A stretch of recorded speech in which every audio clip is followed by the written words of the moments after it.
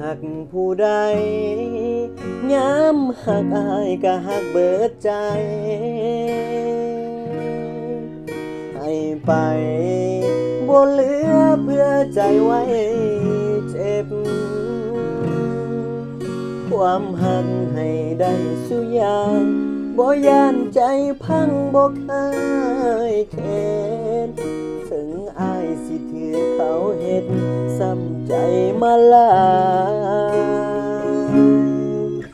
ความหักที่อายให้ไปน้องก็บ่เห็นค่าความดีเด็กทิ้งเข้าป่าบ่เหลือห้อยหัก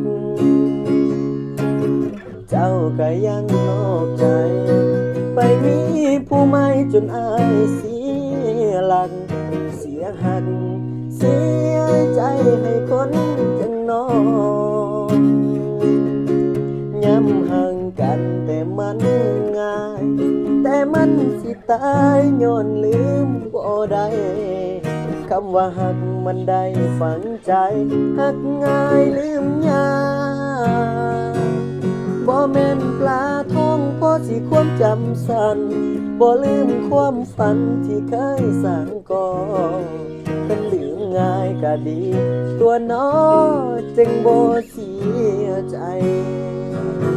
เฮ็ดดีบ่พอสั่นบ่น้องเลยบ่หัก